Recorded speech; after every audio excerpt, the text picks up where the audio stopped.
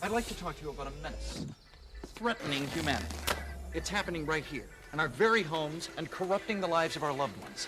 Maybe they're friendly.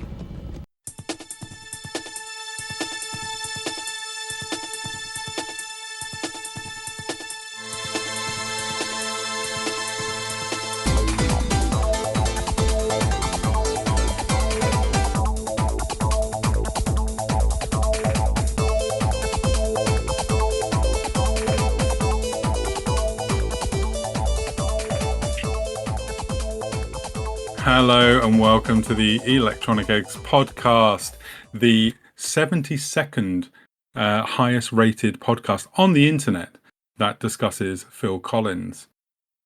Joining me this week is the returning king of Electronic Eggs, Danny Major. Hey, you okay? Everyone all right? Yeah, good. And also joining us, we have Barry McGuigan. McGuigan. Yeah, that seems to just throw off an awful lot of people. That sound. It was like, how do you spell? How do you pronounce it? Why is there so many vowels? Just throws everyone in a headspin. But yeah, it's McGuigan, the same as the boxer from the mid '80s, which was the bane of my childhood. Wasn't he also called Barry McGuigan? He was indeed. Yeah. Okay. Yeah. So every time he had a world title fight, Monday morning at primary school while growing up in Northern Ireland was a lot of fun. I just wish he played snooker. It would have been easier and less punishing. Snooker was pretty popular in the 80s. Yeah. So you would have probably still got it as well. Like most Steve Davises probably did as well. You know, they probably got a lot of stick. Yeah, but they would have had less black eyes. That's true. That's true. So first off, an apology for those who are waiting for that next PlayStation anniversary podcast.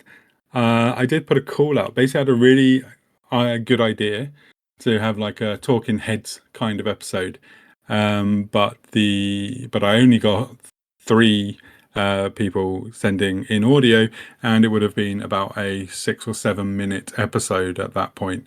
So I decided not to do it because sometimes nothing is better than something is all I'm going to say. So yes, very, very deepest apologies for that. But we are recording the Wipeout episode next week. So that is happening. We are going to talk about Wipeout next week, and that's going to be awesome. So just wanted to get that out of the way and apologize for that. I just wanted to basically go on with that, really. This week I'm going to do something a bit different. We're going to do a bit of gaming news, a bit of chat about what we've been playing. Got some listener questions to answer, which you can also send us questions either on our Discord server or on the social medias on Blue Sky or X, formerly Twitter. I'm not on there, but Danny is. And the Electronic Eggs is on there, but yes, I do not go on fascist platforms. I've just lost like half the listenership there, haven't I? By going political. They've gone now. Yeah, I mean, well, they've run off. It's gone. Yeah, they've gone. I'm sorry. Come back, fascists. There's always editing. You can edit that. We can leave it in. I will never edit free speech. What's the Venn diagram for fascism and Phil Collins? Because if it's the 72nd rated podcast for Phil Collins, where's it going to rank next week? We're going to find out. Do you remember when? I think it was in the late 90s, and it was Labour versus the Conservatives, and I think was it 97? Yeah. And Noel Gallagher said, "Let's get Labour in so that Phil Collins leaves the country." Because taxes. And Phil Collins snarked back by saying, because he said, "Oh, let's get rid of the Tory Phil Collins." So and Phil Collins says, "You can say what you like about my music and things like that, but never call me a fucking Tory."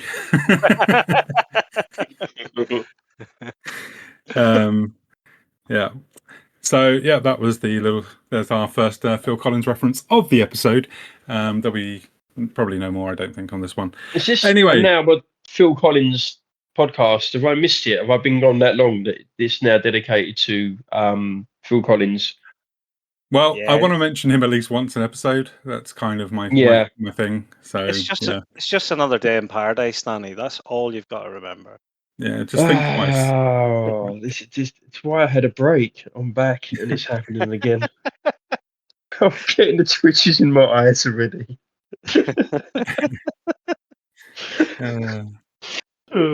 Oh, mama. Yeah, so bit of gaming news then this week. Let's lead with the biggest news of the week, probably the most horrendous gaming news. No, I'm not talking about Game Pass just yet.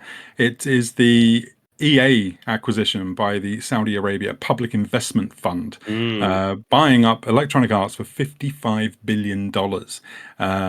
Yeah, this is so shit.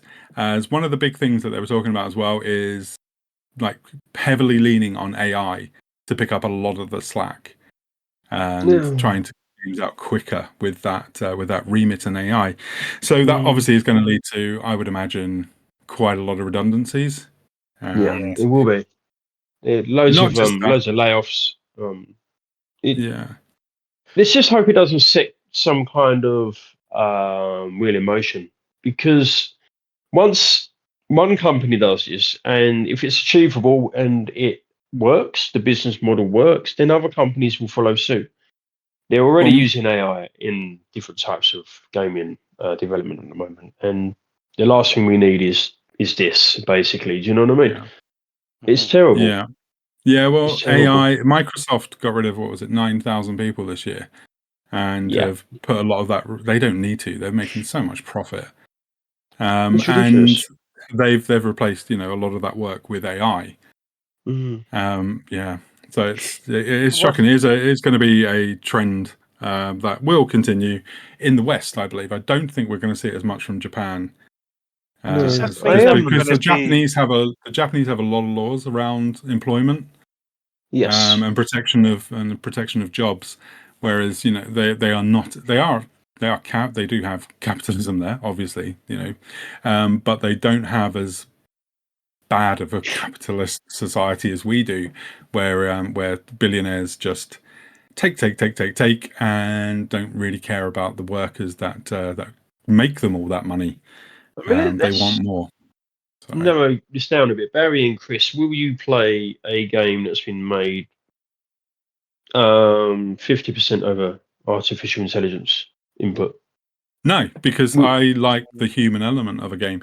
It's the same kind of thing. Like when you talk about big AAA games, I only really like the ones that you can see like there's real direction and real human involvement, in terms of story or in terms of artist. The artists have done like a bang up job with it, and originality as well. It's something that's clearly done. I mean, the thing with PIF buying into EA, are they just going to put Cristiano Ronaldo in every game? Like, is he going to appear in Battlefield 6? Yeah. Are we going to see like an army of Cristiano Ronaldos invading in Battlefield 6? Because I mean, it would be the only time you'll see Ronaldo actually in America, if that is the case. So I was just thinking of like kind of Mass Effect 5, Mass Effect 4, whatever, Mass Effect 5, and just like every main character is Cristiano Ronaldo. You can't do anything. He'd be one of the skins you can choose, won't he? For your whatever your Commander Shepard will be in that game. Yeah. They'll have a Ronaldo one with and instead of it being N7, it'll be R7 on his suit. The R7, CR7, CR7 instead of the N7, yeah. It would be like, man. It would be like that episode of Red Dwarf, Rimmer World, but just Cristiano Ronaldo. It'd just be horrible. It would be absolutely horrible. So let's move on to something. Let's move on to something a little bit more cheerier. So the former boss of the Lego Studio, Telltale Games, is developing a Peter Pan game that's in collaboration with Great Ormond Street Hospital. That's amazing. That's good. It's amazing. Yeah. So this is something I'm very much looking forward to. Obviously, Great Ormond Street do hold the lifetime license for Peter Pan. It can never be bought out by anyone else, which is fantastic. It's the same with in America. Jim Henson had it so that Sesame Street can never be purchased. So whenever anything was done with anything Jim Henson, when Disney bought the Jim Henson rights for everything, they couldn't buy Sesame Street. They just can't. It has to be on terrestrial television. And the same thing with Peter Pan. It always has to be Great Ormond Street benefiting from this, which is fantastic. So yeah, I'm really, really pleased about this news. And obviously, it should be a pretty good game. It's a fantasy adventure game called Neverland, a Peter Pan adventure. More details will be revealed in the next coming months. So that's excellent. I mean, royalties from thinking that it's going to be going to the hospital itself. Like a lot of the royalties. That's what I was about to say. So the royalties from the sales will go to Gosh Charity, raising funds to help seriously ill children across the UK. So not just at Great Ormond Street, but going across the UK. So yeah, absolutely amazing. Where we got EA with this new horrendous ownership, and now we've got this quite good news story. I feel there. So yeah, really pleased about that. So there was I don't know, either of you guys fans of the game Prototype back on the old Xbox 360 and PlayStation 3? Played bits of it back in the day. I think it was a PS Plus game at one point. Maybe Prototype 2 was. It had a feel like an evil Infamous, wasn't it? In that kind of PS3 mode. Yeah, it's kind of like Infamous, yeah. But you're in luck by the sound of it. If you haven't played it, because there's been a patch for the Steam version of the game for a game that came out in, I would have want to say 2009 or something. So it sounds like it was earlier than that, Chris. I thought about 2007. I'm sure it was. Well, whenever it was a long time ago, and you would have thought that time had passed, but it does sound like a remaster could be coming. I would imagine this will be part of Activision's thing where they're trying to get back some of their old games, because some other games have appeared recently as well in libraries. So yeah, we'll see how that one goes. I didn't like Prototype, but I do think it got quite a lot of fans. So yeah. Halo Studios are going to be revealing more on their future projects at the World Championship event. Obviously, one of those will be the much rumored Halo 1 remake, which has already been redone. So what's that going to be? 25? No, because it's 2000 next year. Yeah, 25 years next year, won't it? So Jesus, I'm a Halo fan, as you know. Halo 1 does not need to be remade. So we had the anniversary edition. We've got the upscaled editions on the Series XS. We've got the, you can switch between graphics, and you've got the remake as well that came out. Just leave it. Work on something else. Yeah. Well, all that money coming in, do something else. It drives me mad. Well, they've got to try and. Sorry, I'm just going to say they've got to try and make Halo relevant again, right? I mean, Halo's not been popular now since, like, what was it? Reach was probably the last one that people really gelled with. Yeah, I think so. Yeah, probably 3 would be the best one to remake. Yeah, I'd say like 3 definitely would be a good remake. I'd also really like to see them do that trilogy of 3 ODST and Reach. Yeah, that would be excellent. Because Reach is my absolute favorite Halo game. I love Reach so much. Followed by ODST. That's my second favorite. I actually went out and bought the Reach console and everything. I pre-ordered it, and I had a complete blast for about 3 months with it. I absolutely loved it. So I first played Halo on the Xbox One. Like I'm a latecomer to it, and I got the Master Chief Collection, and I really enjoyed 1 and 2, and then the leap from 2 was this anniversary edition, so it was all spec'd up to Xbox One, and then to play Halo 3, it was quite jarring in terms of the drop in graphic fidelity, even though the gameplay was stunning, a really great trilogy of games. But I think then 3 would be similar to the way that Capcom were doing with Resident Evil, doing 2, then 3, then 4, and doing the remakes there. I'm sure Sean will probably get really excited. We've said Resident Evil, so just shout out to her. Definitely, complete expert on those games. But I'll make you right. I mean, why just concentrate on one when people I've played it so many times. Why not do, like you say, Halo 3 or that trilogy of Reach and ODST Yeah. or a new game that is quite similar to the old style games? Because Infinite was, for me, okay. Yeah, I It was didn't gel with my Infinite. son's first. It was my son's first ever game, so we played it together. So I've got a bit of a connection there. It was open I world. It was okay. I Yeah, really liked yeah, 5 as well. Was it Guardians? yeah. It was okay. It was I really okay. like that one. The weird thing is, I seem to like the ones that Master Chief is not the main character in, Yes, which is no slight on the guy. I don't know him. I don't know John 117. But he's all right. I I know him. just gravitate to the other games more. It's really weird. Like I really didn't like Halo 4. I thought Halo 4 was really poor. Yeah, Like yeah. really poor. And then when I played Halo 5, I went in with really low expectations and I came out thinking, I love this. And when I got to play as Master Chief, I was like, I kind of want to go back and play as oh God, well, I can't even remember his name. Who was the other guy you played as? Master Chef. I can't remember. Little Chef. No, I don't God, know. I I can't can't remember. remember. But I Oh, just wanted to go back and play as him because he had better moveset it wasn't than Cristiano Master Chief. Ronaldo, was it? It wasn't him. No, I don't think it No, was. No, not yet. no, not Not yet. yet. No, I don't even think the state of Saudi Arabia could afford to buy Microsoft, could they? Microsoft make way too much. Probably not. No, Um, Microsoft is just yeah. loaded. So anyway, Yeah. that's the Halo stuff out of the way. Let's move on to another bit of depressing news. Just Cause developer Avalanche Studio closing UK studio to restructure their workforce after the cancellation of their Xbox exclusive Contraband. Yeah. I don't know what's going on with Avalanche because they haven't done a game now since Just Cause 4. Like they haven't released a game since Just Cause 4, No. which is quite a long time ago now. So what have they been doing?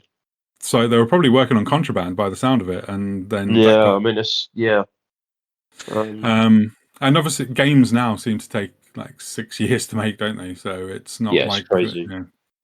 But yeah, I mean, I don't even know where the Just Cause license is now because I noticed on the when I was playing some PS4 games recently that still says Square Enix, whereas stuff like Deus Ex and Tomb Raider and stuff have moved out. Like Deus Ex is now Eidos Montreal, it says, and Yeah. Tomb Raider is Crystal Dynamics now. Hmm. So, but yeah, I'm talking about the actual like when you go into the game card itself rather than the game, and the game card says the But aren't publisher is they this. they all But fall under Square, don't they, at some point? Or they fall under some giant no, company? there's so Square sold their Western output to Yeah. and studios to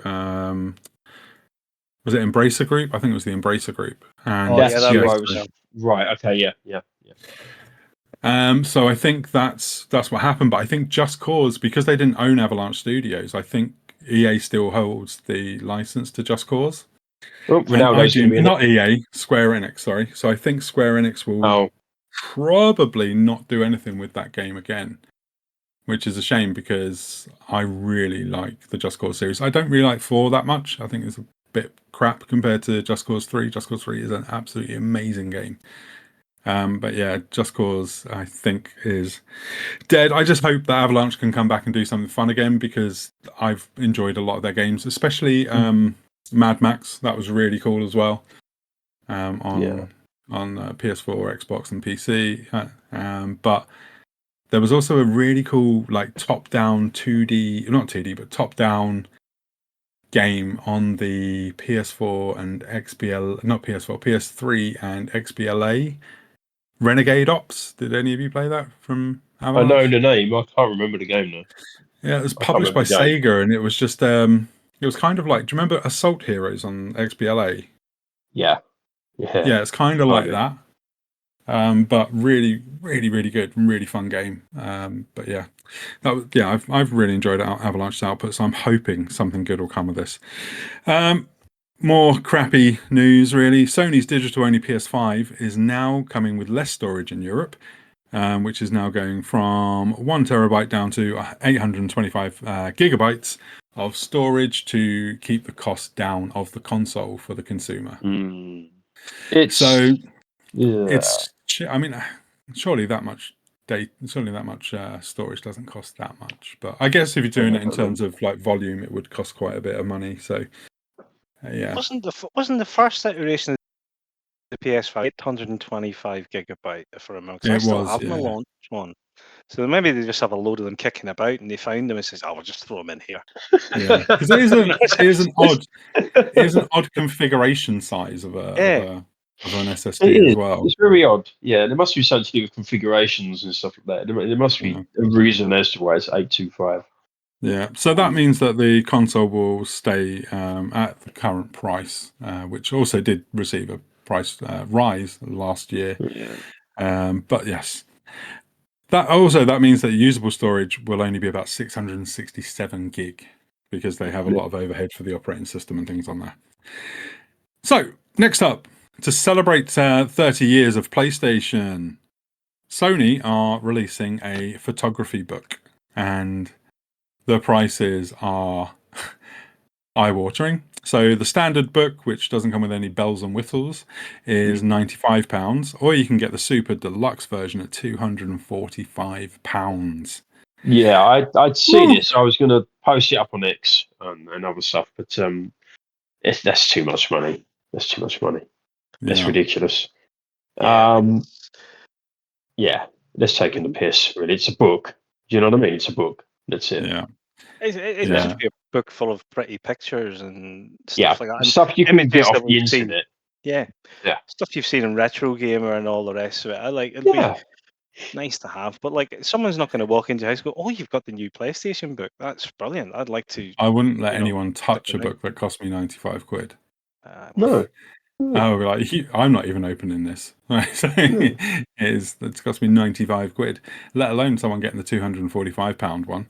They're also partnering with Reebok to release 3 sets of trainers as Yeah. well that are PlayStation 1 branded. They look very cool, and I would like to buy some, please.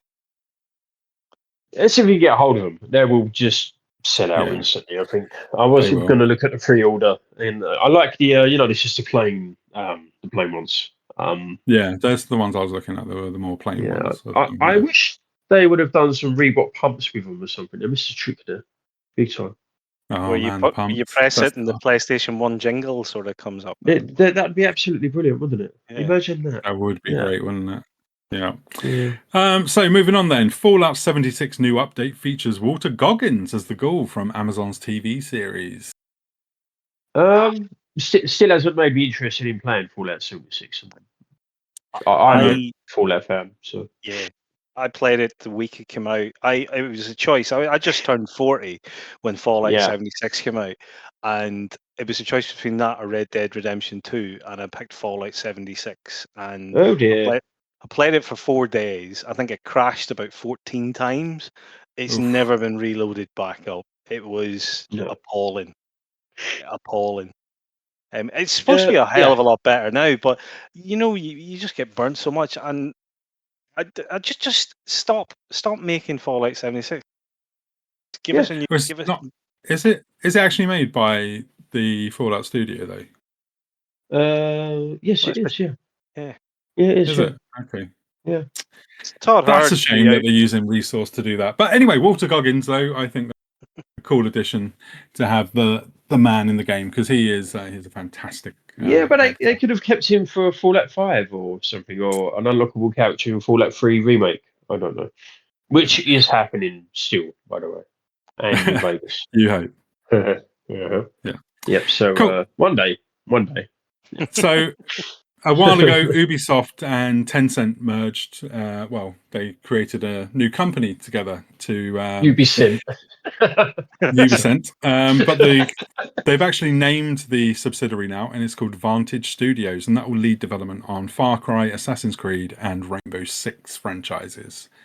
So, but that company does actually include all of the studios that worked on those. That includes Montreal, Quebec, Sherbrooke, Sofia, Barcelona. So the studios that were working on these games will still be working on these games. It's just they're going to be called something else now. Those are 3 series that if it was done by, I wouldn't be able to tell because they're all pretty much identical. Yeah. Assassin's Creed over the last while. Far Cry as well. Yeah. It's just like reskinning them up to Yeah. whatever. I would agree, but I still like those two series quite a lot. Uh, I'm one of that, but to be fair, the Assassin's Creed stuff is mostly because I really like going into the settings, not the settings on the game, like going in and checking like accessibility and stuff, but the setting, in terms of the historical setting and stuff like that. When are they going to do Assassin's Creed 1970s Belfast? I think that would be really, really good. that would be absolutely Yeah. excellent. To be fair, I would like historical. to see them come a bit more modern, because the most modern one we had was Syndicate, Sim- which was yeah. in London in the Industrial Mm, Revolution, 1868, I believe that one's set. yeah. And I think that's the most recent one. So I think Is it I any would good? like to Is do. it that a good game? Is it playable? Yeah. It's Yeah. really good. Yeah. I really like Yeah. that one. Yeah, it's really cool. You got you play as twins. Jacob and Evie are the two characters who play as. The only thing I would say is Jacob's voice actor should have been English. He shouldn't That have was the been next an thing I was going to American. say. Yeah, he shouldn't have been Was an it? American or a Canadian. I don't know what he is, but he's not English, and he is doing a terrible Cockney accent. Although saying that, last week when I Oh, was speaking to Paul, I did comment on Charlie Hunnam, who is English, doing a terrible Cockney accent for Green Street. yeah, that's So awful. Yeah. yeah, so it could be an English guy who just can't do a Cockney accent. Dick Van So Dyke. It was Dick Van Dyke who did the. Yeah. his is better than this guy's English accent, but Evie's voice actor is fantastic. She's really cool. But yeah, it's good. I do like those two. I like all the Assassin's Creed games. I'm not going to just go, oh yeah, I don't like them. But Unity is still the best by a country mile. I will die on that hill for Unity. Last one I played was Valhalla. I got bored of it really quickly, unfortunately. Black Valhalla Flag was has, superb. Um, yeah, Black Flag's really good. That's apparently getting a remake, I know. which I'm What's that all not about? massively keen on. I don't like the idea of that. It's supposed to be Yeah, stripping out all of the present day content as well, so it's just going Yes, to they be said they was going to take the animus away and everything. yeah, They yeah. basically just make it a pirate game. So they should just really call it Mhm. pirate game. I don't know, but well, they have that. They have that other game, don't they? Skull and Bones, which is their Well, that pirate that game. that was the quadruple oh, A one that took ages to Like develop, and 18 years, yeah, yeah, and and came out and was pretty shit, especially compared to Sea of Thieves, which is really good. Mhm. if it took So 18 years, yeah, it'd be crap, wasn't it? moving on then, Amazon's launching a completely redesigned Luna streaming service later this year, which will have a bigger emphasis on social gaming. Anyone here play on Luna? no. No. No. Well, Luna's quite good for, like, my son uses it to stream games, and he thinks it's quite cool. So he basically uses it to, because he's got a lot of games through Ubisoft Store for Yeah. his ROG Alley. When he's at his desktop, he likes to just stream the games through a Fire Stick, and Oh. he really likes the Luna controller, which is actually really good controller. To be honest, I think it's like up there on par probably with the Switch 2 Pro controller. I don't have But anyone to better because it stream has to, so analog. I can't see myself streaming to anyone really. Oh There no, would it's there would be streaming you. as in no, streaming as in the games are on the cloud and you stream the games on the cloud. Gotcha. Sorry, Yes, sorry. Yeah, edit yes. that one out. Edit that one out. No, Had the we're wrong going to day. make you sound like a twat.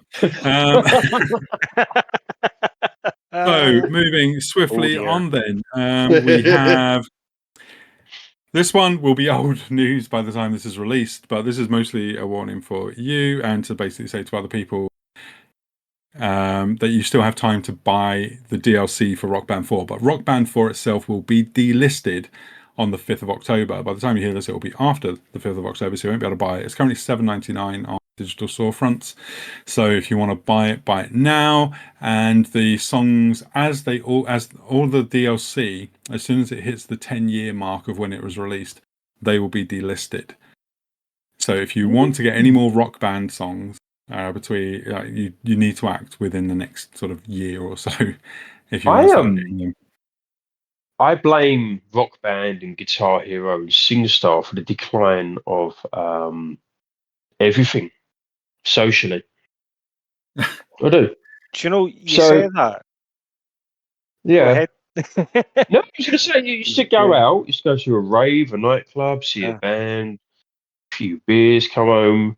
You think that the party is going to continue at your friend's house, and all of a sudden someone puts on SingStar or Rock Band. It You was see, like the that's how I worst. It used was to. So That's how I loved ending my Saturday night. So no, I'm a no.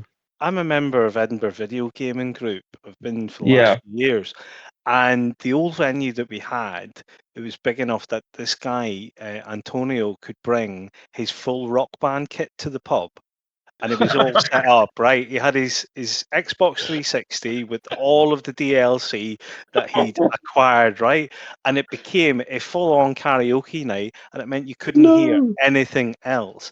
I got to the point when Oh. I got really, really, really, really, really drunk and thought, this is a good idea. I will sing Tears for Fears, Everybody Wants to Rule the World, and murder Mm. it, and never be asked back to do Rock Band, which fulfilled that criteria. So I never get asked to any karaoke nights with him. I never get asked to bastardize a Phil Collins track. I just have to sit and listen to someone else. I was That's hoping that was Wheel going to out. end with you Yeah. saying, and the pub invited me back weekly to do he gigs. picked up a That's how I record was. contract. No, it was like take away his discount from the club and never darken our door again. It was quite fortunate when they moved to a different venue and they says, no, we can't do Rock Band. I'm like, yes, I can Yeah, stay here brilliant. and drink. Can You stay see, here and me and drink. my Brilliant. friends, after we'd come back from a night out, we would either stick on SingStar or Rock Band, like sing No. and play music until ungodly hours, and our neighbours would absolutely hate us. Does no one try and Yeah. have sex anymore? I know. I know. I mean, Not with my mates anymore. No, No, not I once. was no, like, but Not did they once people not? got You know, married, we had to put that uh, behind it's us. like, I mean, the art of fingering is is it's gone, isn't it? It's just You can. gone. I use It's, Rock Band it's to practice my fingering. Thank you. uh, Oh, you see, he has got a point though. He used to come home and not just do the finger and stuff, but just like I don't know, the party would continue. We were all You'd put. married, is what I'm going to say on this one. So, Oh, so it was only a few weeks ago. Then this is what you're saying. You're still doing it. Is that what you mean? I'm not married anymore. So, Oh, right. Okay. yeah. All right. Right. Right. So the last piece of news then we have, which is probably the second shittest bit of news, is that Microsoft is increasing the price of Game Pass Ultimate by 50%. So that means that currently the Game Pass Ultimate is $15.99 and will be going up to £22.99 per month. Yeah. It does include, though, the Fortnite Crew and Ubisoft Classics as well as If part of I that. if I take away my son's Fortnite crew, whether how much it is a month to pay Fortnite directly, then the increase actually it covers that anyway. So I'm not going to take Yeah. that hard of a hit. However, Microsoft, you greedy bastards, stop They it were now. just talking about record profits on Game Pass. So Ridiculous. yeah, and now they've upped the price. But with that though, so basically, so the tiers are Game Pass Essential, which offers 50 plus games across PC, console, and cloud. That's now $6.99 per month. Game Pass Premium, which has 200 plus games across PC, console, and cloud. That's now £10.99 per month. Ultimate, which offers over 400 games across PC, console, and cloud, plus day one releases into Game Pass.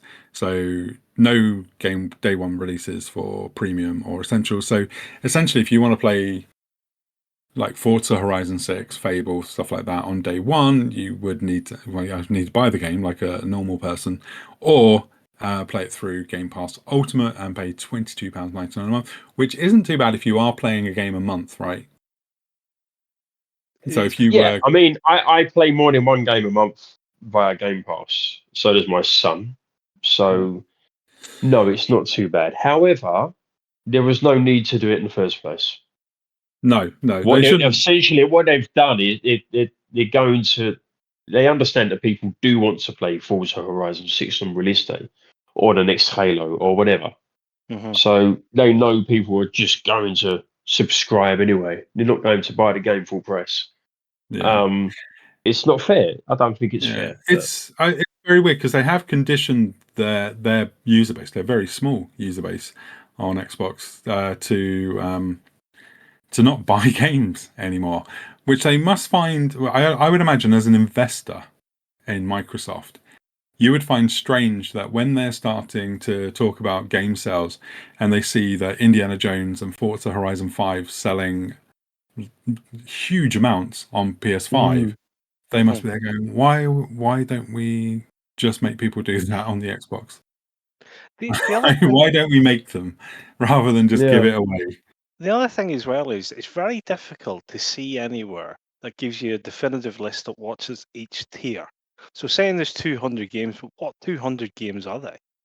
And also, Yeah. like, you notice, like, when they do the rotations in, they make a big song and dance about what's coming up, and then leaving soon. You've got 2 weeks, so like we've all got our backlog of shame or things that we'd like to play, right?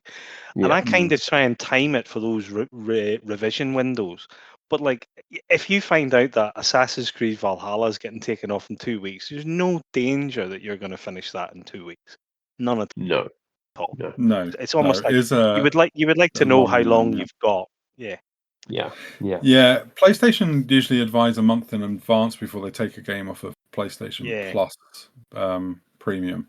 Hmm. It is announced that when they announce the next lineup of games, they do that a month in advance and then say, okay, next month we will be removing these games, and it gives the date of when it's going to be removed. So Yeah. it's quite good like that. But the thing is, I generally just buy my games.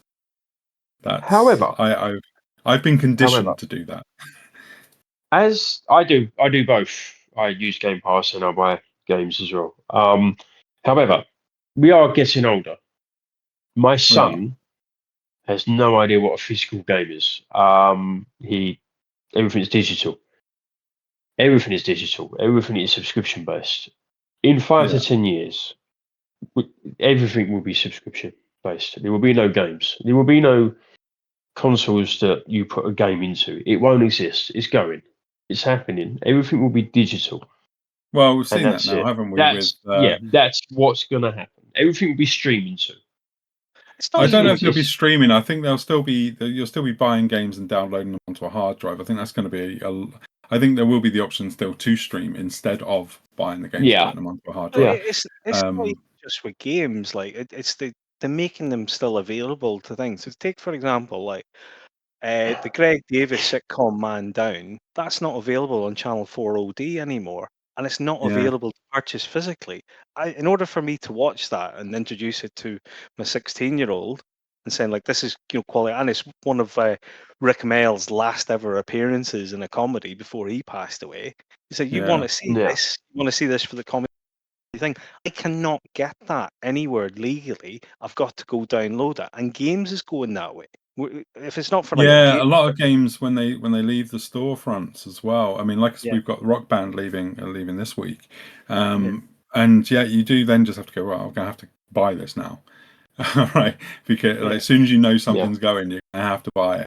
So I think yeah. like with this with regards to like the subscription service, I don't think the subscription service will work without purchasable games because Yeah. the money needed to make a video game to make a return in investment Mhm. is too much for them just to make a game just for a subscription service. Like it has to be something that you can buy as well. I think Yes. the same with like music, right? I mean, music goes on Spotify, goes on to Apple Music, that sort of stuff. But you can still buy the album. You know, you can Yeah. still buy the physical album, or you can buy the digital version from Yeah. multiple storefronts. You know, I think that's the thing that needs to change. I think there needs to be a more open storefront approach. I think the next Hmm. Xbox, the rumor is that it will support GOG, Steam, Epic Game Store on the system. I hope so. So That'd Just be so that's you can really play cool. certain games. Mhm. Yeah. So I mean, that will be really cool. I'd imagine their machine's going to cost like £1,000, and I'm not even joking. Say that I reckon it'll be £1,000 to buy the next Xbox if you want to buy the top one. Because I mean, if you look at, they've already got the most expensive console on the market with the 2 terabyte digital only Xbox Series X. That's £50 more expensive than the PS5 Pro, which has 2 terabytes and is more powerful. Mm-hmm. And it's 50 quid more expensive. I already had to sell a kidney just to buy a bar of Dairy Milk Whole Nut, so I don't really want to do the other kidney for a console. Mate, I was eyeing up the Lurpak the other day in the supermarket and had the security guard watching me the whole time. That's ridiculous. It's terrible, isn't it? Yeah, that is bad. Yeah. Just the last thing I'd mention on that, Chris, is where you said that digital games cost money to make. So they will still have to be sold as digital games instead of subscription service, etc. Yeah. You know, you was talking about artificial intelligence and AI replacing game developers. Oh, right. Yeah. Okay. Yeah. I see where you're going. Yeah. So if they are cheaper to make, but then they become so disposable, and they're no longer art at that point, right? No, and that will be the death of gaming. For my generation, I will stop playing games if that was to happen. So yeah, it's the same thing. I did see. Did you see there was that band who was AI, and they were somehow topping charts, and no one ever heard of them. Yeah, and people tried looking up the band members that existed. They were like, "Where are these listeners coming from?" Because no one's heard of this band. You don't get to be that big without people knowing who you are. exactly. You know, they were streaming more than Oasis during the year Oasis were doing their reunion tour, which that's fucking dodgy. Like they're being boosted by something else. So this sort of thing is getting the fight. We are going to have to watch this AI. I can't believe there are no laws in place on AI. Like No, none. It's a joke. It's scary. I mean, how are there no laws to protect workers and artists and things like that from AI? Yeah. There has to be. There has to be. How is there? How is there not? Yeah. I just don't understand how they've not done that yet. How no one's even talking about it either. It's like, come on. Yeah. So anyway, let's move on then. We'll have a quick break and then we'll come back and talk about what we've been playing. Hi, Rick Mail here. I don't know if you're like me, immensely rich, talented, handsome. Isn't it a bore? Well, I found the answer. Zelda Link's Awakening from Nintendo. You play a medieval elf named Link. You travel through many worlds, meeting endless characters on your eternal adventures. So hey, next time you're Rick Mail, why not try Zelda Link's Awakening? I think you'll like it. Ciao. Zelda, an involving and inexhaustible Nintendo. Hello, welcome back. Hope you enjoyed that little advert break from probably the 90s, I would have selected, I'd imagine. So let's start with you, Danny, as I haven't heard from you in such a long time. What have you been playing? Do you want the jingle? Oh, yeah, do the jingle. Okay. Oh, Danny boy, what games are you playing? And from what gen are they from again? So I've been playing a lot of Wipeout. Wipeout 1, 2097, and 3. I was playing them all last week because of the anniversary, etc. And I enjoyed that for hours on end. I finished Resident Evil 1 Director's Cut. I moved on to Resident Evil Remake on the Switch, the GameCube version. I've been playing a hell of a lot of Cyberpunk, which I'm absolutely engrossed in. Finished Fallout 3 again, and decided to play Red Dead Redemption 2 again. So I've been playing a bit of everything. My son's been getting into Cyberpunk 2077. It's sick. It's brilliant. Absolutely amazing. Yeah, he got it on his Switch too, and he's been absolutely loving it. Which then got me going, right, you need to start playing some of these other games. Yeah. Yeah, and giving him a list of games like that. You're gonna like this. Yes. And yeah, he immediately was just like, "Oh, shut up, Dad! You don't know anything." I'm like, "Mate, I've been gaming for 40 odd years. I know games. Yeah. I know if you like this, you're gonna like that." What did you get your paperboy? No, so I bought him some cheap PC keys for Far Cry 4 because I was Yeah. like, you'll probably like this if you like that. I got him a cheap key for Fallout 4 as well because I was like, you probably will like this as well. And he's Yeah. not even Yeah. installed the fucking things. Oh. I'm like, But that- mate, but come on. that's how good Cyberpunk is. I mean, it is really good. It is really, really, really good. I Yeah. really need to get to the DLC. The what's it called? The DLC. Phantom. Phantom Liberty. Phantom That's Liberty. it. That's it. I was going to say Liberty Yeah. City, but I was like, no, that's I was going to GTA. say Phantom Menace. But yeah, I think that's. I really, really liked the main game after they fixed it. Like before Yeah. before they fixed it, it Obviously, was I bought it pretty on shit. PS4 and it was. Oh God, I wanted to throw it through the window. I hated it. Yeah. Got it on Series S actually. It's absolutely stunning. I love it. I can't stop playing it. Yeah, There you I really like it. I played it on Xbox. I really enjoyed it. But I haven't played Phantom Liberty yet, and I don't play Xbox anymore. So I'm go. probably going to have to get another copy. I'm going to have to spend money on it again. This is the other Mm. thing they should do. They should fucking unify your digital purchase. If you buy the fucking game on a storefront, you should be able to play it on any system. Then you won't need any system. Which is That'll fine. all be the Well, Yeah. they'll still do. They'll still do it though, don't they? Because they'll still have different systems on the market. Just like you got multiple like Blu-ray players and things to play music on. They're all still sold. Yeah. They'll still do it, and there's still PCs. There's still multiple different PCs that you can buy. Yeah, no, So, yeah, I'm guessing, but yeah, I mean, the exclusivity of I don't know where to begin. Gaming is such a mess at the moment. I don't even know what I was going to say. To be fair with you, it's gone. so It's you're gone. saying you went back to Fallout 3 Yes, I did. as Yeah, well? yeah.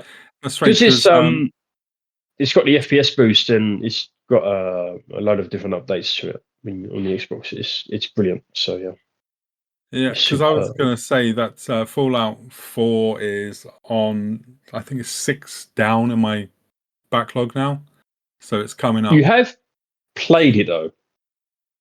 Fallout 4 briefly, Yeah. I played it for like 5 Yeah. hours. I really enjoyed it, and then got sidetracked by something else coming out.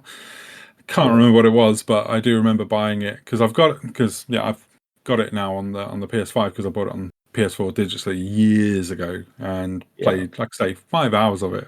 Thoroughly enjoyed it. As I really like Fallout, I really like Fallout 3, but I really loved New Vegas. New Vegas was my favorite of those. Yes. Yeah, I love New Vegas. I want that to be remastered so badly. It's just unfortunate that when you so play badly. Fallout 3 on the Xbox, like XS, it looks absolutely stunning. But you move on to New Vegas, and they haven't given it the treatment that it deserves, like Fallout 3's been given. Yeah, because it was done by Obsidian, wasn't it? So, but Yeah, Obsidian that's right. they're the same company now. Right? They're still under Microsoft, Still- both of them. So. Yeah, they're still there. Yeah, they just haven't given New Vegas the treatment that Fallout 3 got, which is a Just shame. So give us a New Vegas update. Like, give us it. I would play that again. it's happening. It's being made currently. I played Fallout 3 on the PS3, and they had a Oh. bug in it that anytime a Deathclaw appeared, it shot up into the air at like 200 miles an hour every single time. So even though I played it constantly, right? I played it completely on that. Yeah. First time I actually encountered a Deathclaw properly was Fallout 4. You Wow. know, because I just didn't know any better. I thought, what's that? Is that a rocket? Because I didn't have an Xbox 360. Oh, yeah. I wasn't playing it on remember. PC. Oh. Just wild. At least it wasn't like there was a memory leak in Skyrim on PS3. Yeah, I remember that. As well. And whenever Yep. you got too many items, the game would just crash. Yes. It would just Which was overheat. hilarious. Also would overheat as well. It was Isn't that happening in Borderlands 4 at the minute? It's like if you run it for so long, it's that's on PC, become- isn't it? Yeah. Wow. Mate of mine, Donnie, he played it on the PS5 Pro, and he started to experience it towards the end. But he said, Is it on console as well? Because I've Yeah, only seen PC players complaining that the frame rate after you've been playing for about 2 hours just drops into like the teens, which is probably why they've not cancelled, but indefinitely delayed the Switch 2 version because they were like, Jesus Christ, this potato can't run it. That's not going to happen, is it? Yeah.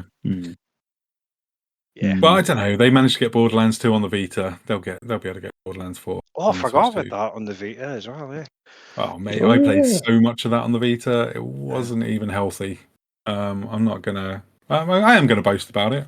I played it a lot on the Vita. The Even amount though of it's bus shit. stops I missed playing on the Vita, I ended up hitting Fife.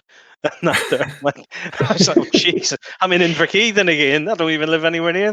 And you got on in Coventry. So Baz, what have you been playing? I've been playing The Last of Us Part 2 on the Oh, PS4. this. Yeah. It's my third playthrough of it, to be honest. Like I played it when it first came out on the PS4 many moons ago, and then when the TV show came out, my partner Annette, she really enjoyed the TV show, and I said, "Well, let's play the game." And you can see the differences in that. So we played part one, and she really enjoyed it. She wasn't playing it; she was just happy watching the story. Got engaged, and she could see the differences of it. You And I got said, engaged? to her, Oh, well done. "No, no, not engaged. She was engaged in I the know. story. I know. No, I no, know. I know. Yeah. no, that'll set off all hers racing. No." So when I said to her, "Do you want to wait for the TV series season 2, or do you want to play Last of Us Part 2?" And she said, "Oh, we'll play it."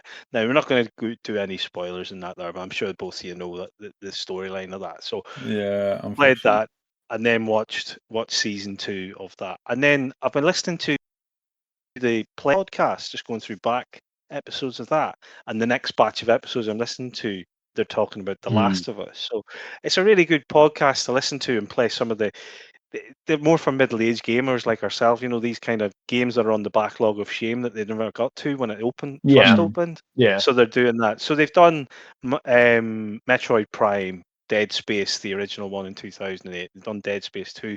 The most recent one they've done is Tears of the Kingdom, Zelda one, and I Yeah. think they Stunning actually game. I think they actually broke with tradition and they went with Claire Obscura Expedition 33, but I've not into that. But yeah, really enjoying The Last of Us Part 2 for the third time. Very bleak, matches my outlook on life, means that I watch Chernobyl to give me something uplifting before I go to See, this bed. is the thing That with me. kind of thing. I I love the love that gameplay. program. Yeah. Oh, sorry. Yeah, Chernobyl's great. I love the gameplay of The Last Part 2. Like, it's a much better gameplay game than the original. Yeah. But it's too fucking bleak and depressing to play. Like, it is literally like, I could be doing anything else with my life. Like, and my life is shit. That would be more enjoyable than this. Yeah. Even though the gameplay is so good, you're just there like, I can't deal with being in this world. I can't deal with these characters, and it's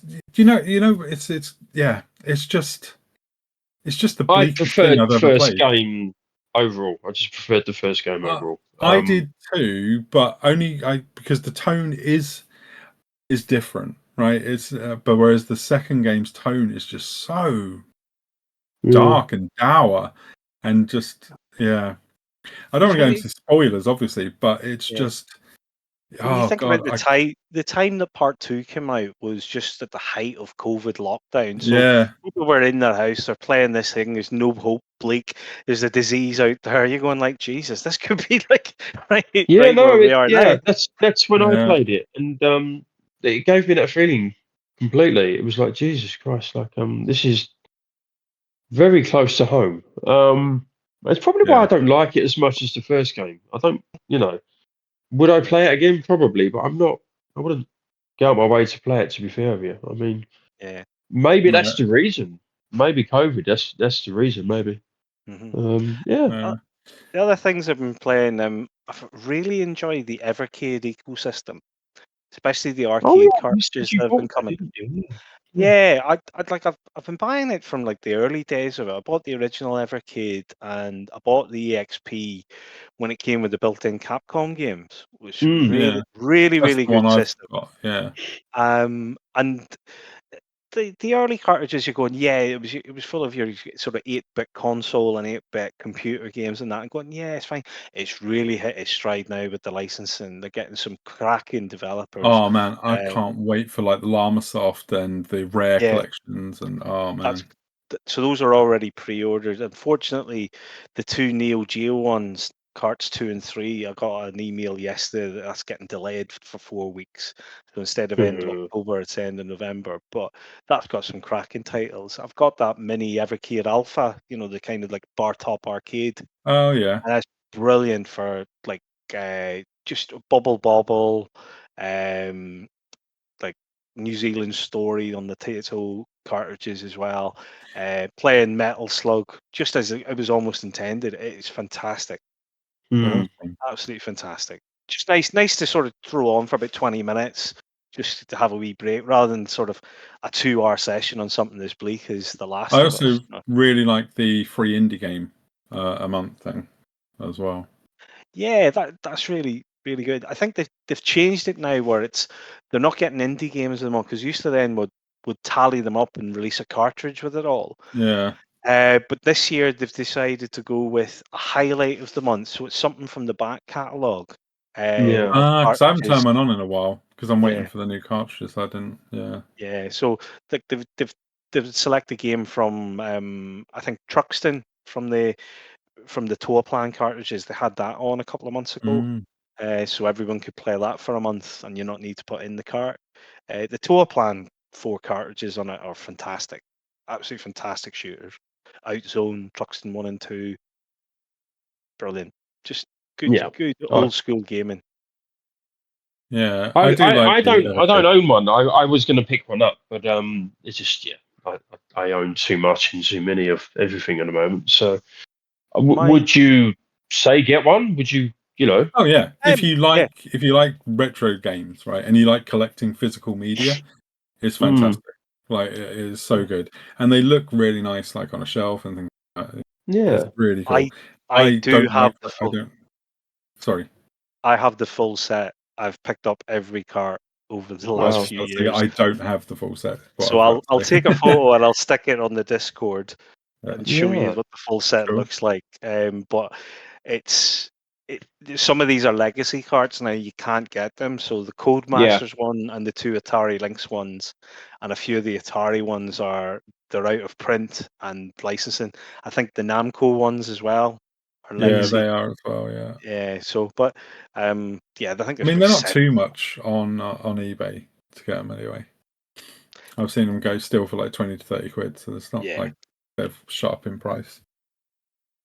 I had to eat my words about 2 years ago about the Evercade because I kind of said that it wouldn't do anything, but it has. It has surprised me. I It has thought it was going to be cultivated a a good flash in the following. pan, but it's got bigger and bigger. Yeah. Yeah. I think the breakthrough of getting arcade licenses rather than the 8-bit conversions of stuff Yeah, has been a yeah, game changer for it. Yeah, and Still got getting my more homebrew modern stuff. stuff as well. Yeah, Like, getting the Tomb Raiders and other games that are of that generation.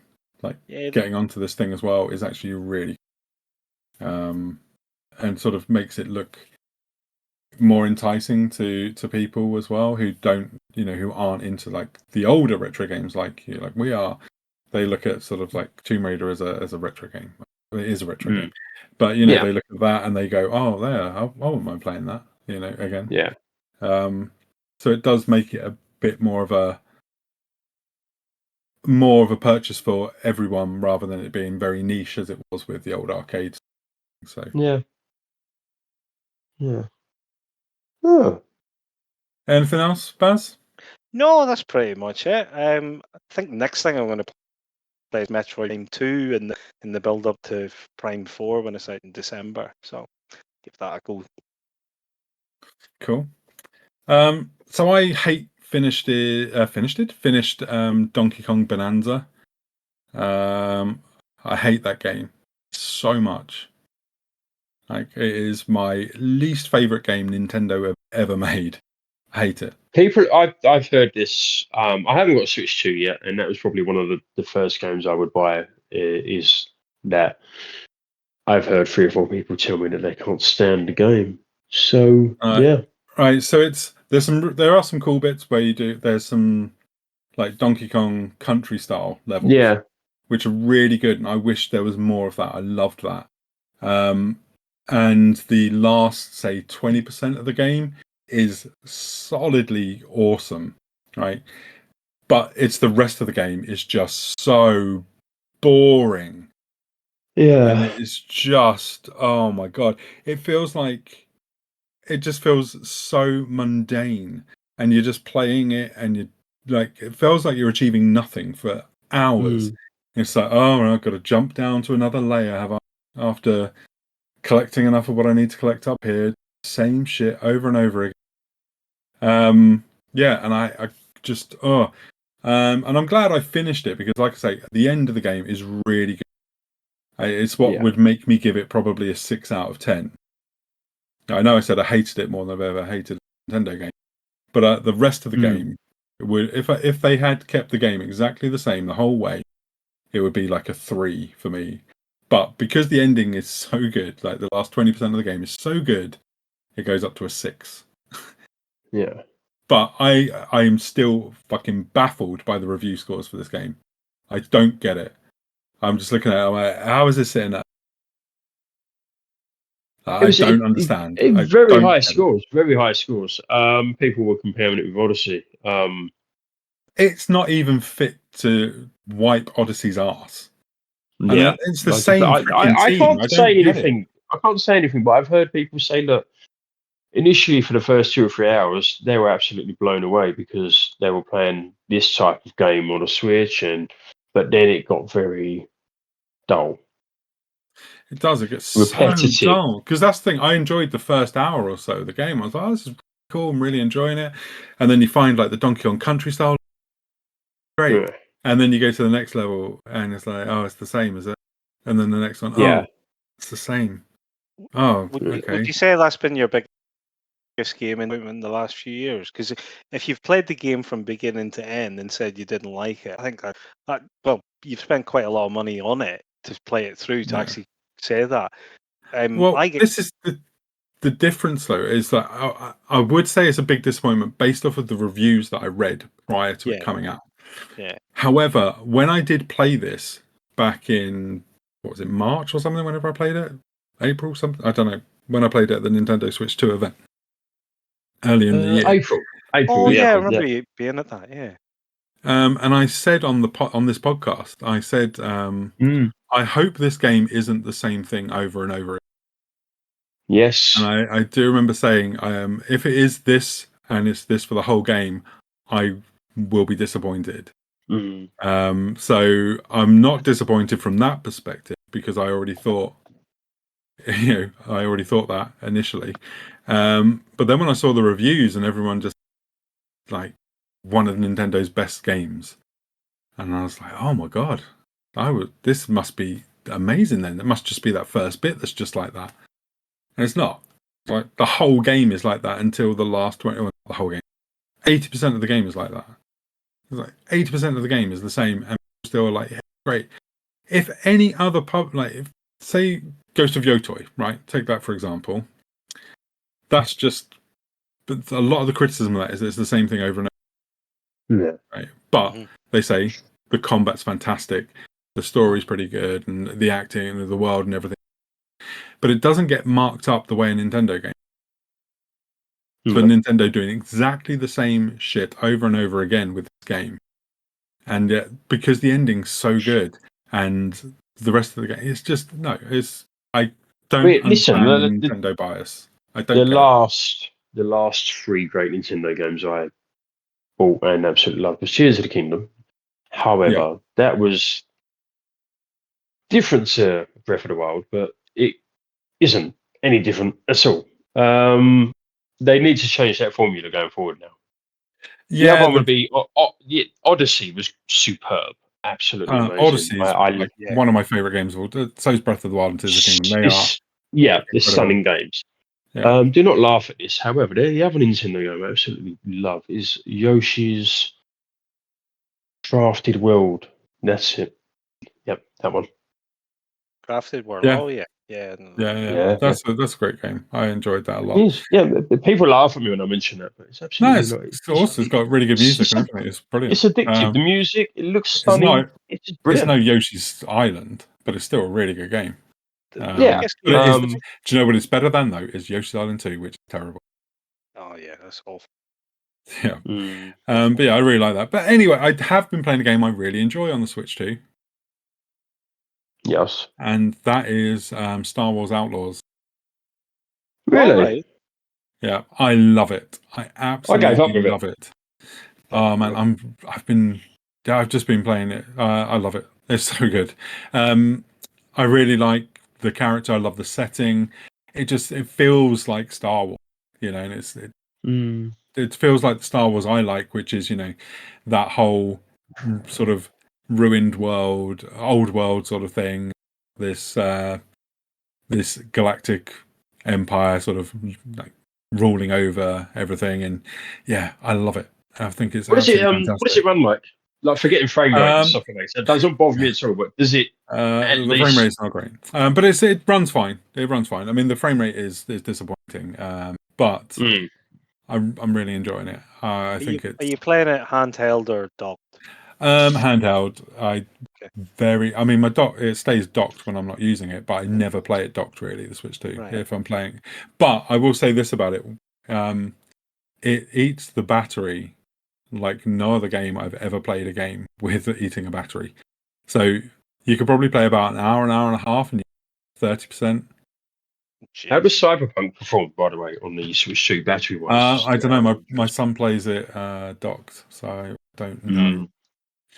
I'll I have can to ask imagine him it if being he the does same play it. thing. Do you know what I mean? Yeah, but it is Yeah. shocking because like Donkey Kong and Mario Kart, they're not massively pushing the console, so you can get a good bit of battery life out of the Switch 2 with those. But Star Wars Outlaws, woof, that sucks the battery. But it is really good though. I really have been enjoying it a lot. I really like the characters. I think they're all fantastic in it. There's some side characters, I won't spoil them, but they are genuinely like some of the best Star Wars characters ever made. They are just so much fun. Yeah, I've been really enjoying it. I do remember seeing that a lot of people were unhappy with the stealth when it was first released, but they fixed that.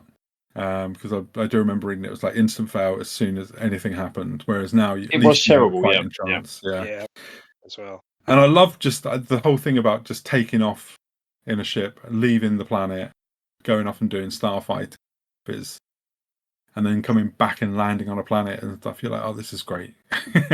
This is so good. This is Star Wars. And I love the fact that the main character in it as well, she has like a 70s hair, which is awesome.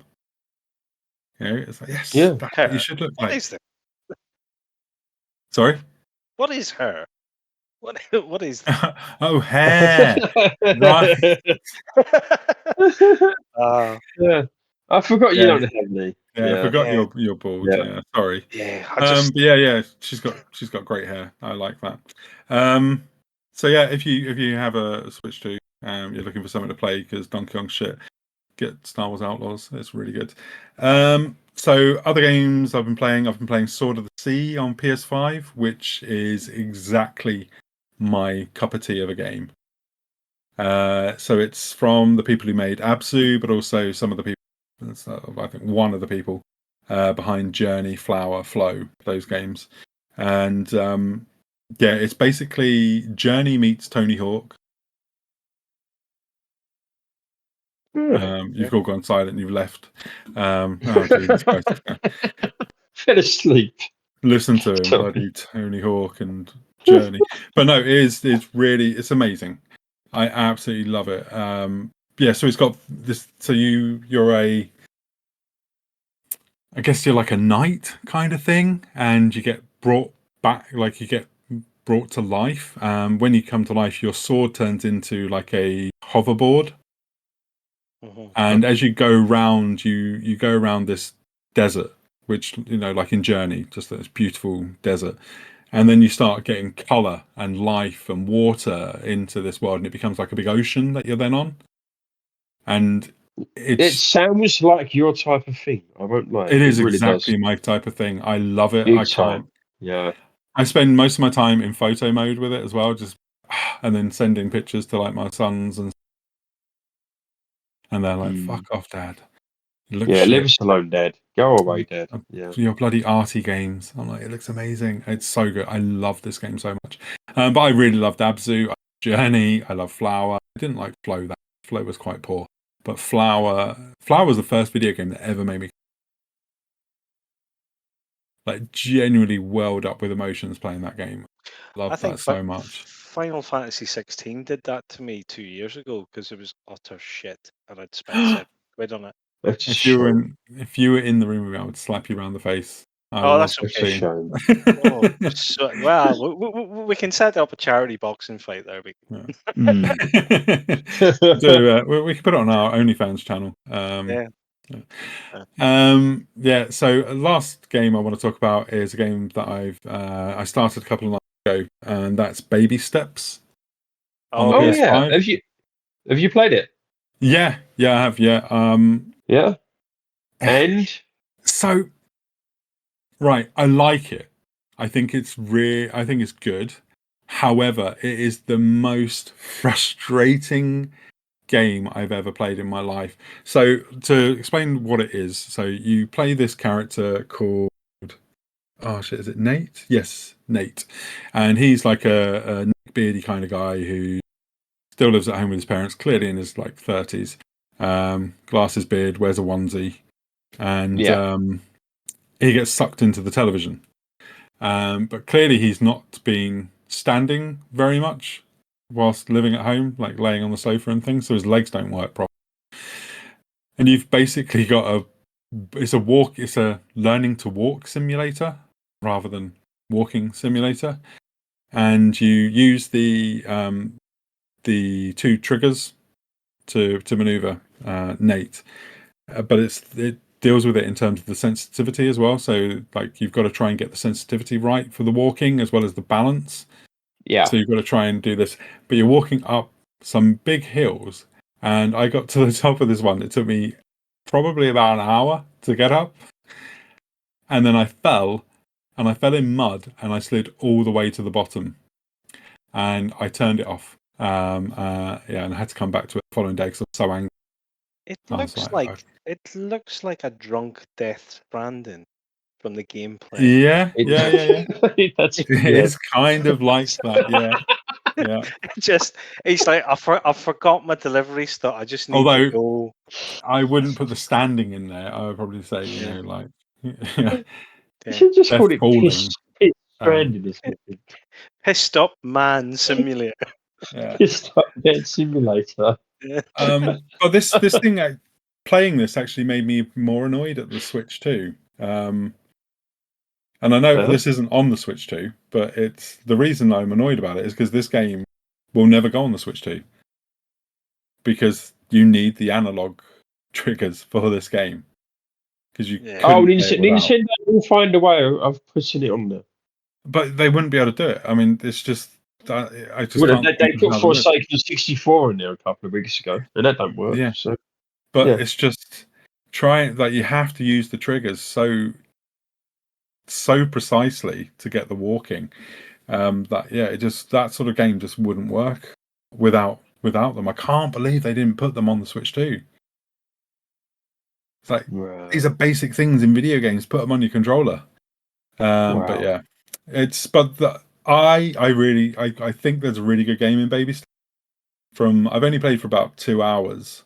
Like I said, the first hour I rage quit, but I've now got past where I was. It looks like something my son and his classmates would download and play together and scream and laugh for a couple of days, and the novelty would wear off. I think then I went on to see the scoring for it, and it was ridiculous. There was like 9s and 10s. It's got some lower ones. I'd probably, like, from what I've played so far, I'd probably say like 6 or 7 is where Yeah. I stick with it. But it is frustrating. So I will say that about it. But it is good though. Once you get your momentum going, you feel like you've learned to walk. It's really weird. Like even though you know how to walk as a human, but playing it, you're just like, oh my god, I'm going. And then you like hit a log, and then you're like, oh Jesus, Nate, get up, man. And then you're like, oh Nate, you're sliding down a hill. God. So that this is exactly what put me off playing Death Stranding again. Is Oh, the walking when you're carrying your dead yeah, but mother. if you play the You know, director's cut, the director's cut is so much better than the original release. yes, I bought it, and still, it's just frustrating the shit out of me. I won't lie. I really like the director's cut. I've been playing that. Played it earlier in the Yeah. year. Do you think? t- Do you think in baby steps you can get like some mods that can just scan in any one of your mates into it, so you can just send them videos of going like, "This is how you got home from the pub that time," and That just would be I funny, would love wouldn't to it? do that. Yeah, I'd love yeah, to do that for a couple of my friends specifically who yeah. have walked home like that. It'd be Yeah, like a crime watch reconstruction without the armed robbery, wouldn't it? It would just be like that. yeah. Yeah. But yes, Good Baby idea. Steps is something I think is worth a look if you see it on sale. Probably not pay full price like I did. Yeah. So we'll take a quick break and then we'll come back and we've got some listener questions.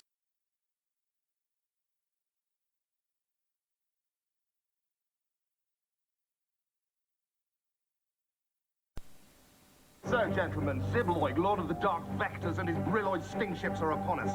They are an elite force of Trivooglian dongloaders, superbly trained on this. Starwing from Nintendo. With its new FX chip, which allows near perfect simulation of all types of deep space combat. What is it? Sir Richard.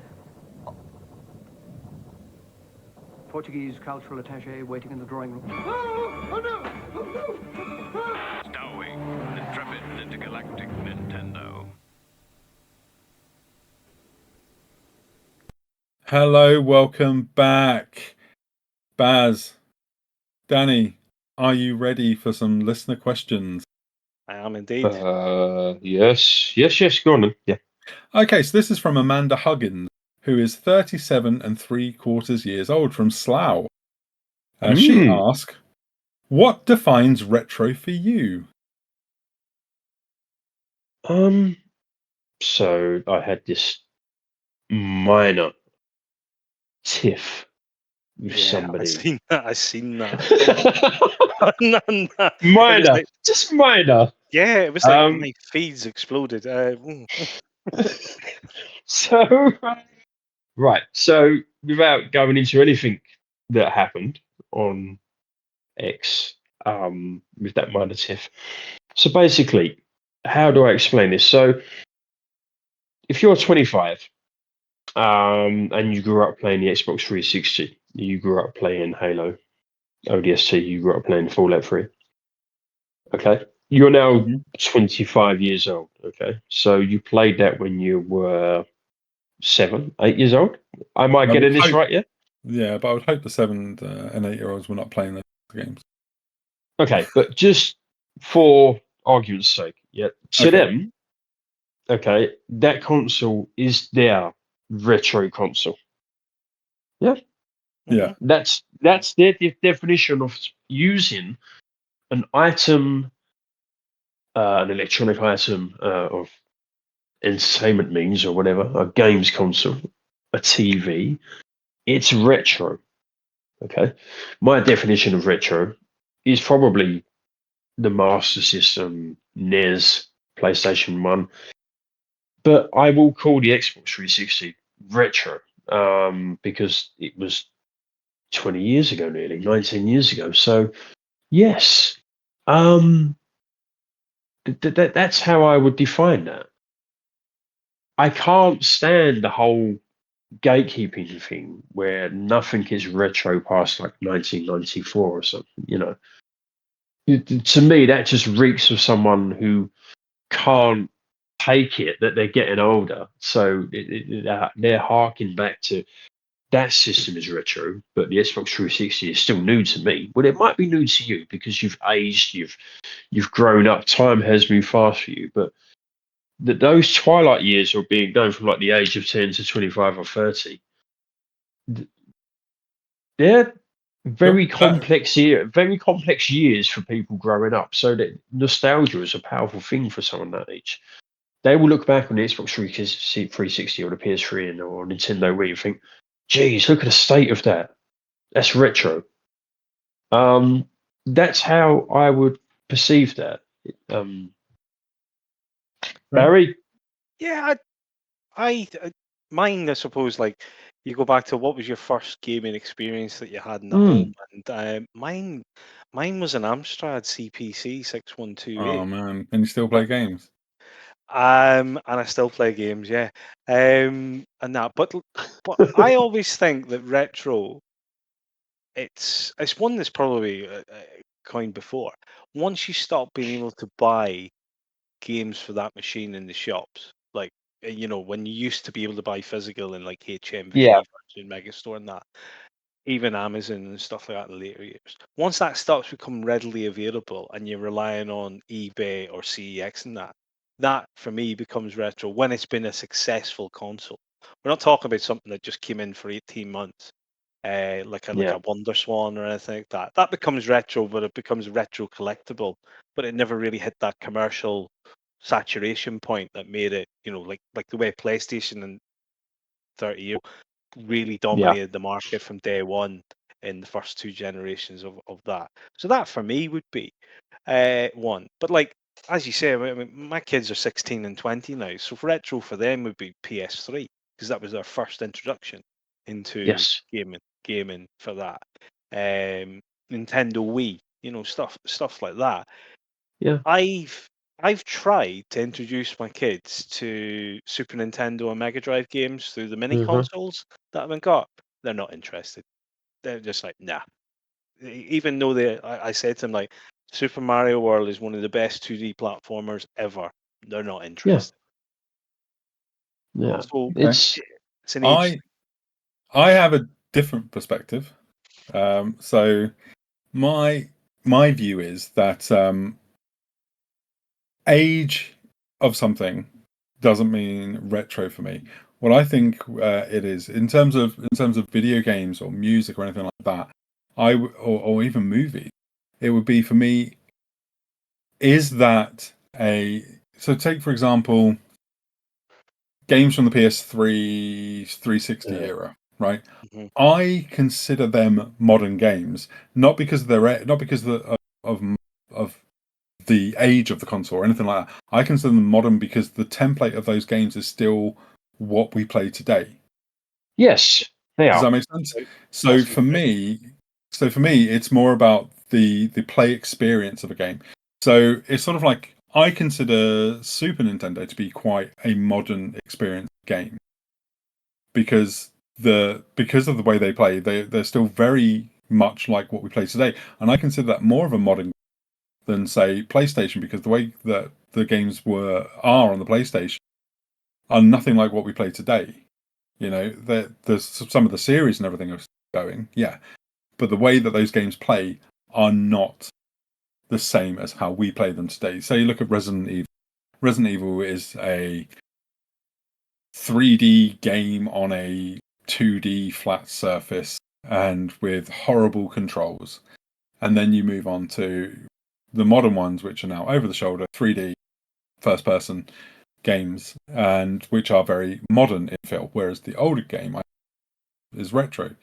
It's the same thing with like music, right? If you hear something from the 80s, it sounds like hear something from the 70s is from the 70s, hear something from the 60s from the 60s. You can't really differentiate between the 90s, 2000s, 2010s, 2020s. Like the music is still they don't have their own unique sound for that era.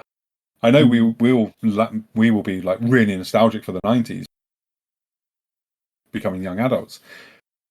However, that music style is still around.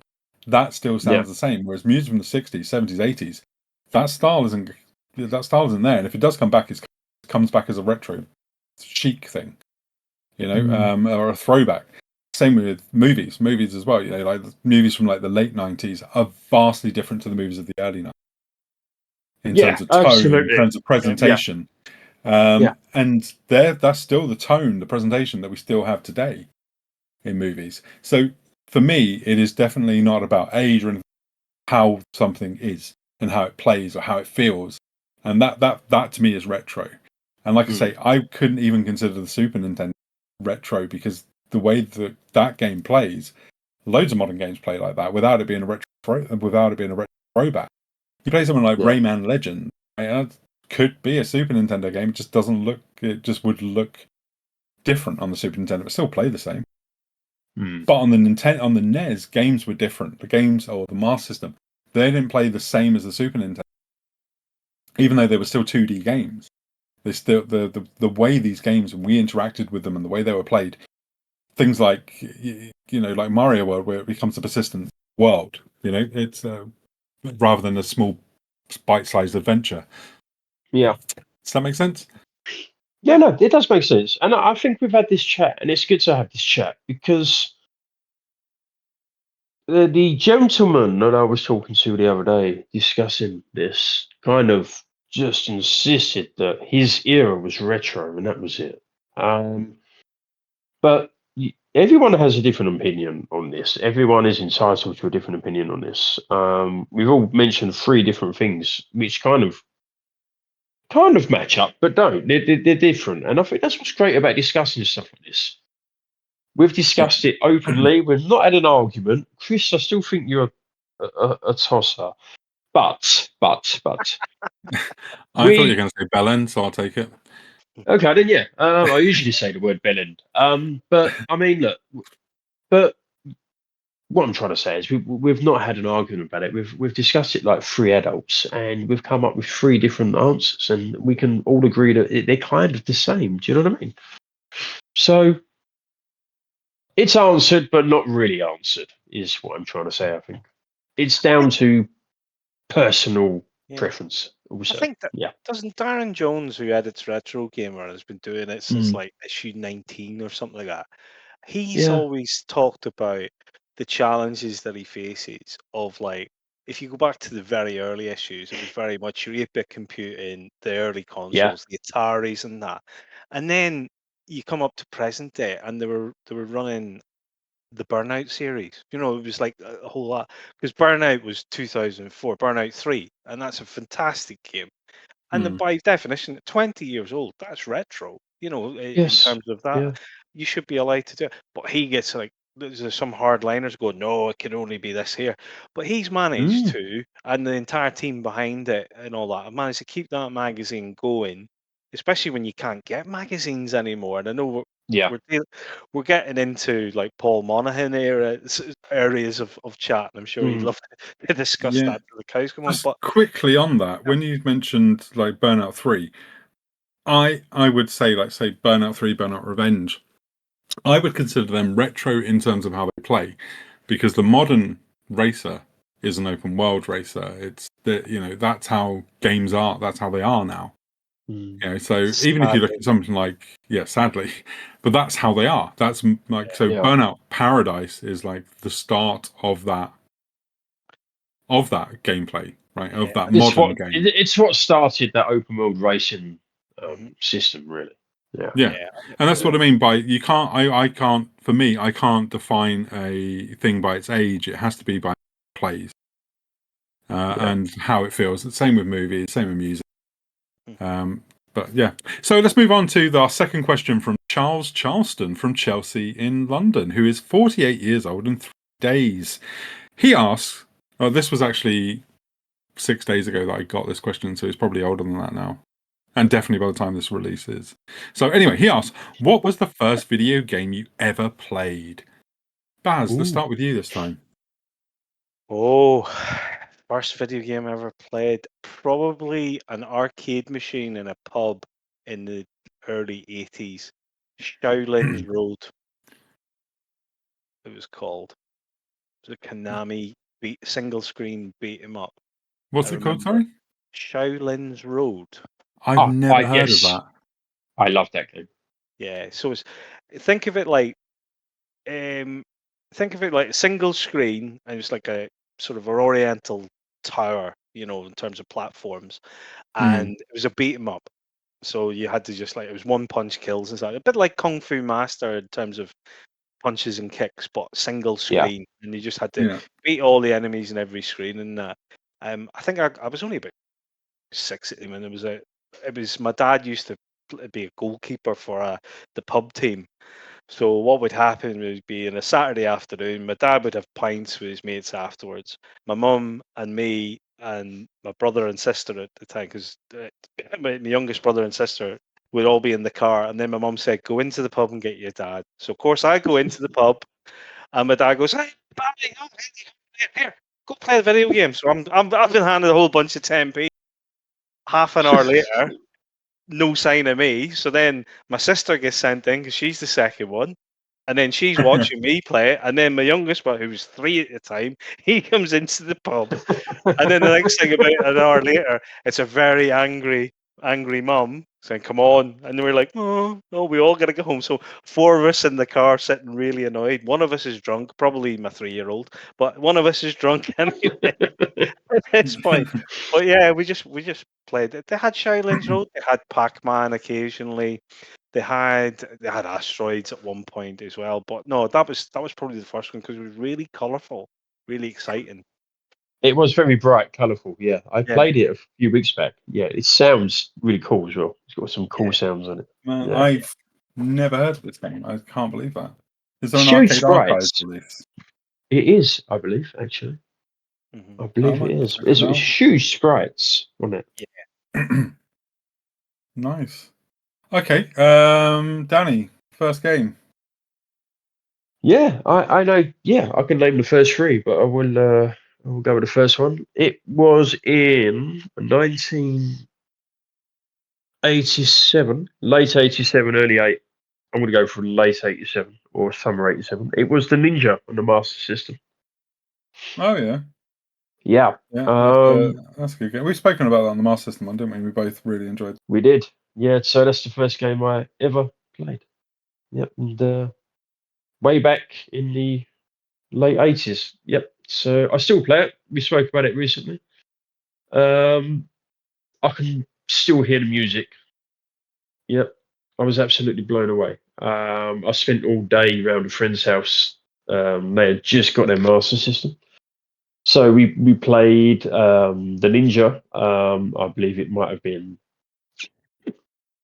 Black Belt, Shinobi, Enduro Racer. They were the first games I ever played. But yeah, first game I ever played was the Ninja on the Master System. Yeah. So Cool. yeah, For brilliant. me, it was probably in Hunstanton, going to the seaside for a day with my grandparents, and it raining, so I went into an arcade. 1980, sort of being sort of late August, 1983, and I saw the most beautiful thing I've ever seen in my life, and it was a sit-down cabinet of Star Wars, the arcade game. Yes. Oh, I nice. love that game. I was 4 years old. I saw this heavenly thing in front of me, as I was already in Star Wars as a 4-year-old, and I went and didn't understand what I had to do because I was 4. I had to stand because the thing was too far away to sit down and play. Yeah. And yeah, I was in there, and my grandparents gave me like about £1 in 10p's, and yeah, I played that and I was in love with that, with video games from that point. Yeah. It's just like, oh my god, this is all I want to do with my life, is play this Star Wars game. I don't want to do anything else. I just want to play this. And I still think of it as my favorite arcade game to this day, just because I love how it looks still. It just looks amazing. Those vector graphics still look It gorgeous. sounds stunning. It looks amazing. And from a game from 1983 or 84, whatever it was, it still plays well. In fact, it just plays magically. Do you know what? That would look so good in 4K, like those vector visuals Oh on a yeah. 4K screen. Oh man, that'd Did be you amazing. did you ever play the Amiga home version? Yeah, I did. Yeah, I didn't Yeah. like it as much because it just No. wasn't the same, you know. It is probably the best version to play of that game outside of the arcade. But, The GameCube one's pretty good. yeah, but that's pretty much a direct. Yeah, yeah. Yeah. It's not. It doesn't feel completely right. There's still some things off with it, but it is good. Yeah, yeah. It would just be much better if it was in high definition, 4K, high definition, with Yeah. like a really kick-ass surround sound setup. That would be amazing. It would be cool. Yeah. Okay, moving on. Last question. This comes from Jeremy Miracle, who's 33 years old from Not Safe for Work. No, sorry, New South Wales, Australia. And he asked, who would win in a fight, Danny or Paul?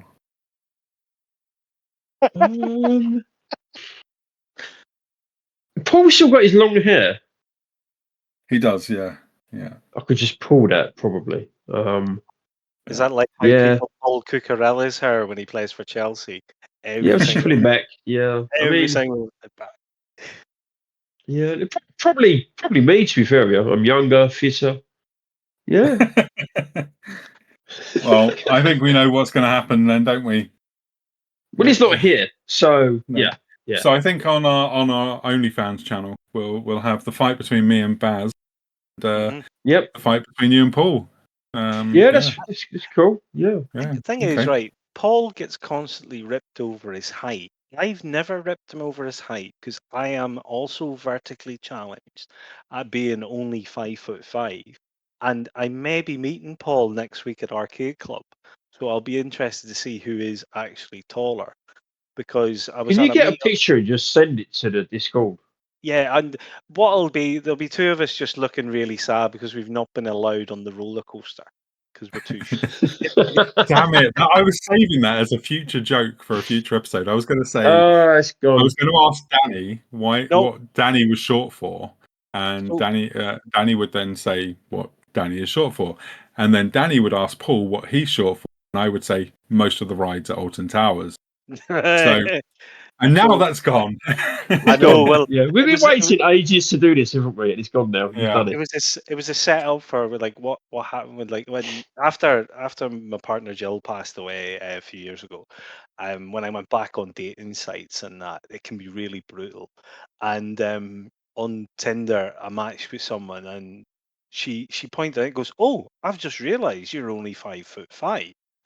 I'm 5'10", and I went, "Well, you know, I'm okay with that. I mean, I've always wanted to date a climbing frame, you know, or something like that, to that effect."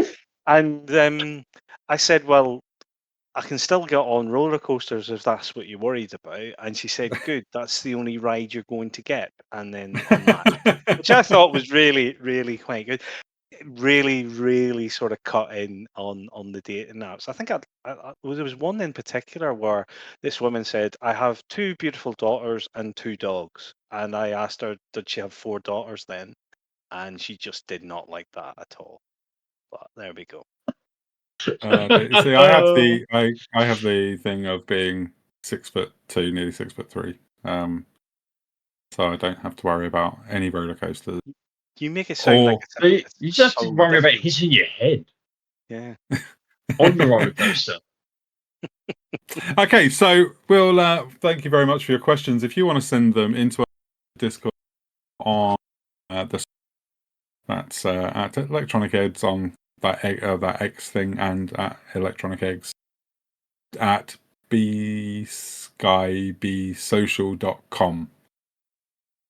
Or you can message myself or Danny on any of the social media. Okay, so we're going to end today's episode with a game of video game 20 questions. Do you need the rules explained? No. Is that one of the questions? Oh, no, that's no. You asked me the questions. Already. Okay, I will actually go through the rules then. So the rules are: you can ask me no. And yes, that's pretty much it. That is the only rules. You get 20 questions. So, well, basically 19 questions, and your last one is guess if you haven't already got it. And I'll leave it to you guys to start. So off you go. Right, Danny, you ask question 1, I'll ask question 2. We'll go that way, I can't think of a question though.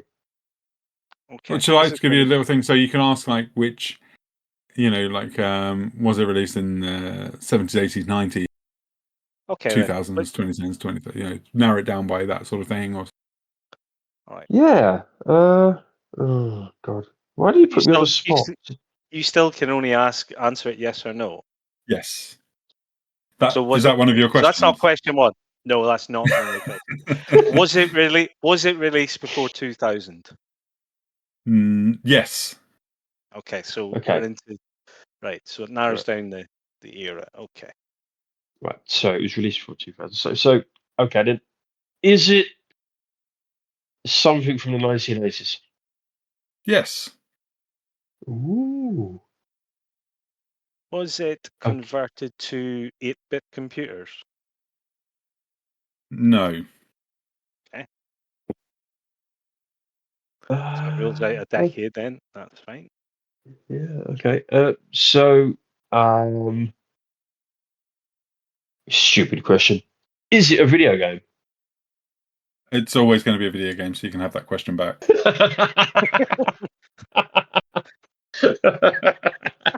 Okay. Is it a platform game? As in, like Mario jumping around and that sort of thing. Yeah. Is it a platformer? Is it a platformer? Yeah. No, it is not. Well, that's... Was it released on Nintendo consoles only? No. That's 5. Was it released on the Amstrad CPC? Oh, we've No. already asked that. Was it on an 8-bit computer? We've wasted the Yeah. question. You already no. You can have that back. You can have that back. You have that back. Right. Have that one back. Okay. Don't worry. Okay. Was the game made by Sega? Yes. Have we mentioned it already in the recording of this podcast? No. Okay, so that rules out 3 that we thought. Does the game have a helicopter in it? No, I don't think so. Right. Is it an aircraft shooting game? No. That's 9. Is the game a racing game? No. Okay, so it's none of them then, right? Okay. So it's not platformer, it's not racing. That's 90% of 80 Sega's gone. So right, okay.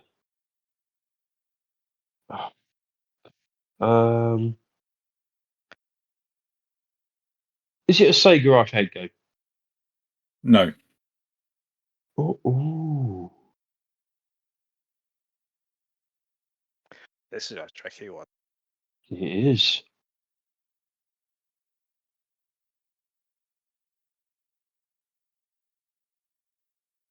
Was it released on the Master System only? It was. Yes. Okay. Right, okay. So that narrows it down to 348 games. Yeah. So it's 2. You've got 12. That's 12 questions. So you've got 7 and a guess. Right.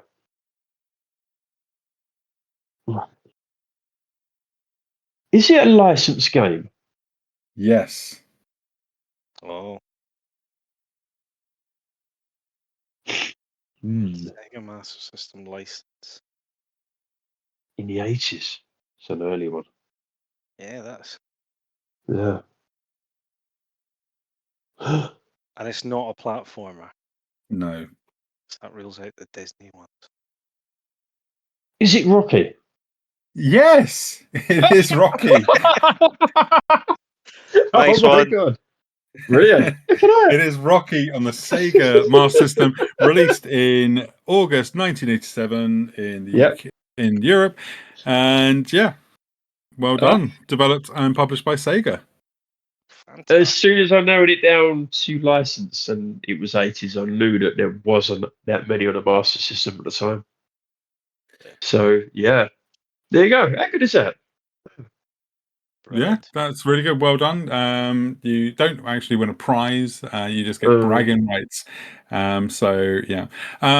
Before we go, I just want to tell people my plans for the show. And Danny, this will be the first time you hear about it as well. Chance to speak to you. Yes. So I'm planning to do this sort of episode 3 times a month, so once a week. In between those, there'll be other episodes like the extra. They will be extra episodes. So, like I say, next one will be Wipeout, and I think Danny and Shauna are going to be doing an extra games. And then we'll do the usual look back at the month thing as well. So 3 times of the month there'll be this sort of episode where we'll be talking about what we've been playing, stuff going on in the news, doing a listener questions, and also the video game 20 question. And one other thing that I want to say as well, in December for our end of year special, I'm thinking, or Christmas special, if you will, if you celebrate Christmas, or holiday, let's say holiday special. No, because then that makes you think of Star Wars holiday special. Let's call it end of year special. End of year special. Which will be Danny selecting a partner, and he will be going head to head with Paul and his partner that he selects for in a Christmas quiz. Based on video games. And yes. Yep. It's going to be good. It's going to be good. Yeah. So those are sort of the plans at the moment. So like I say, I'm happy to record and edit more than once a week, as I have no life. So yeah, I'm that's the proposal for the show going forward. So it will change to being much more regular, even if that is just hopefully Danny on each one. To talk, and yeah, we'll take it from there.